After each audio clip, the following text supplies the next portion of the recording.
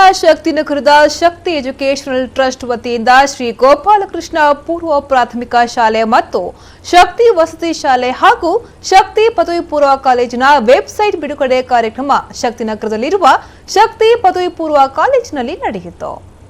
Website ಅನ್ನು ಮಂಗಳೂರು ವಿಶ್ವವಿದ್ಯಾನಿಲಯದ ಕುಲಪತಿ ಡಾಕ್ಟರ್ ಕಿಶೋರ್ ಕುಮಾರ್ ಅನಾವರಣಗೊಳಿಸಿದ್ರು.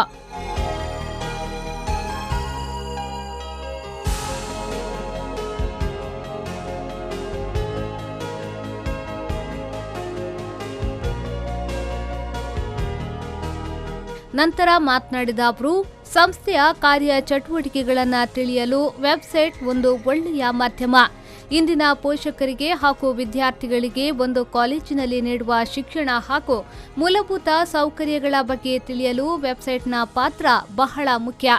ಆದ್ದರಿಂದ ಅನಾವರಣವಾದ ವೆಬ್ಸೈಟ್ ಸಂಕ್ಷಿಪ್ತವಾಗಿ ಮಾಹಿತಿಯನ್ನ ಕ್ಲಬ್ನ ಸಮಯದಲ್ಲಿ ನೀಡಲಿದೆ ಎಂದರು.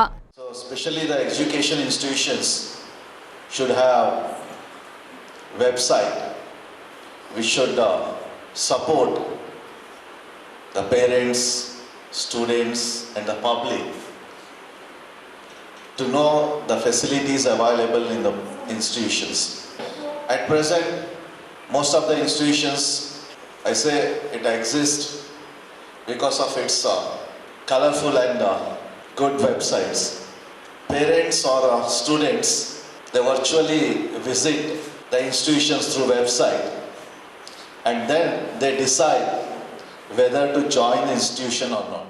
ಕಾರ್ಯಕ್ರಮದ ಮುಖ್ಯ ಅತಿಥಿಗಳಾಗಿ ಕ್ಷೇತ್ರದ ಶಿಕ್ಷಣಾಧಿಕಾರಿ ಎಸ್ಆರ್ ಲೋಕೇಶ್, ಆಡಳಿತ ಮಂಡಳಿಯ ಸದಸ್ಯರಾದ ಸುಗುಣ ಸಿ ನಾಯಕ್, ಗೋಪಾಲಕೃಷ್ಣ ದೇವಸ್ಥಾನದ ಆಡಳಿತ ಮುಕ್ತೇಸರಾದ ಕೆಸಿ ನಾಯಕ್, ಆಡಳಿತ ಮಂಡಳಿಯ ಟ್ರಸ್ಟಿಗಳಾದ ಸಿ ಮುರಳೀಧರ್ ನಾಯಕ್, ಪ್ಲಾಮಾ ಡೆವಲಪರ್ಸ್ನ ಆಡಳಿತ ನಿರ್ದೇಶಕರಾದ ಪಿಎಂ ರಜಾಕ್, ರೋಹನ್ ಕಾರ್ಪೊರೇಷನ್ನ ಆಡಳಿತ ನಿರ್ದೇಶಕರಾದ ರೋಹನ್ ಮೊಂತೇರು, ರಾಮಕೃಷ್ಣ ಕಾಲೇಜಿನ ಪ್ರಾಂಶುಪಾಲರಾದ ಕಿಶೋರ್, ಗ್ಲೋಬಲ್ ಟ್ರಾವೆಲ್ಸ್ನ ಆಡಳಿತ ನಿರ್ದೇಶಕರಾದ ವಿಲಿಯಂ ಡಿಸೋಸಾ, ಶಕ್ತಿ ಎಜುಕೇಷನ್ ಟ್ರಸ್ಟ್ನ ಪ್ರಧಾನ ಸಲಹೆಗಾರ ರಮೇಶ್ ಕೆ, ಅಭಿವೃದ್ಧಿ ಅಧಿಕಾರಿ ನಸೀಮಾ ಬಾನು, ಶಕ್ತಿ ವಸತಿ ಶಾಲೆಯ ಪ್ರಾಂಶುಪಾಲೆ ಮಧುಲಿಕಾ ರಾವ್ ಹಾಗೂ ಇನ್ನಿತರ ಶಾಲಾ ಸಿಬ್ಬಂದಿಗಳು ಉಪಸ್ಥಿತರಿದ್ದರು.